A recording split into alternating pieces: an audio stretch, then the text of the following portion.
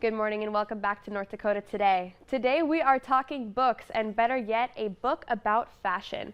Shelf Life has a strong cast of strong, memorable characters, providing both a grand-scale family drama and a fascinating peek behind the scenes of the world fashion footwear. Reviewers have favorably compared Snyder's book to the television show Succession and to the movies House of Gucci and The Devil Wears Prada. So today we have fashion retail legend and debut novelist Martin Schneider joining us to tell us all about his book. Good morning.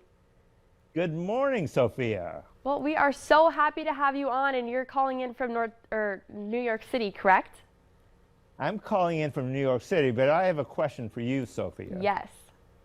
Okay. I love the movie Fargo. Uh-huh. But I want to know what people in Fargo thought of the movie Fargo. Well, it was actually filmed in Minnesota, so it's kind of realistic, but not really. Yeah, okay. So, Martin, I understand that you had a long and storied career as a retail executive, and many even call you a legend. And so after you retired from corporate America, you taught business school. How did you come to write the novel Shelf Life at 80 years old? As you say, I spent my life in retailing and teaching retailing or doing retailing, and when COVID started, which was 2020, I really got to work on a novel I had promised myself I would write.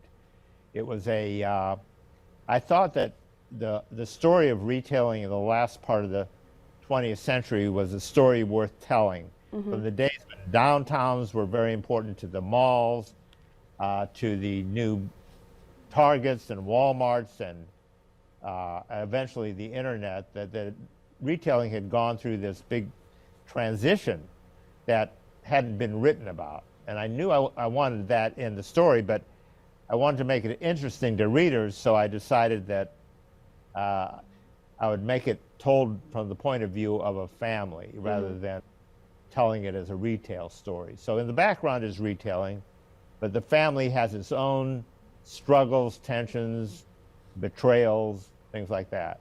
Well, that is so exciting. We have the book's trailer here, so let's watch a little bit about that before we continue on.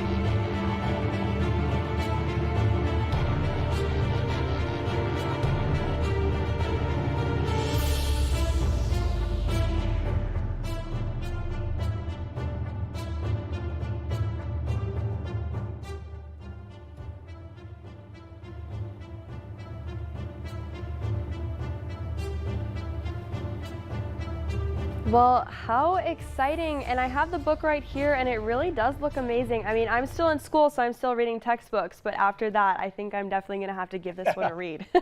Oh, yeah, lose the textbooks. I know. So you were for many years the president and CEO of Edison Brothers, which is a retail chain that encompassed thousands of stores, including fashion brands that we all know. So how much of this novel is true? Well, there are parts that are factual, I would put it that way. They're, you know, the way retailers operate, how they buy merchandise, how they display, how they sell it. Those are all little factoids about retailing that are all valid and true. The evolution of retailing during this 50-year period from downtown to the internet is also true. So there are some factual things so that you actually can learn some things from the book in addition to trying to figure out how the family is going to work out its problems. So there's some facts, but mostly it's the family tensions that exist in a successful family where people in the family want to go in different directions, have different ambitions, and the chief of those ambitions is told by the narrator. The narrator is a guy named Josh, His father was the entrepreneur who started the business, and the two lock horns. And so the question in the novel is, will Josh ever be able to take his father's place in running the business? So the reader has to get to the end of the book to find out. Well, it sounds like a real page turner. And thank you so much, Martin, for coming on and telling us about your exciting new book.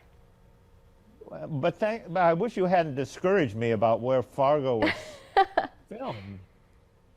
Well, I just stating the facts.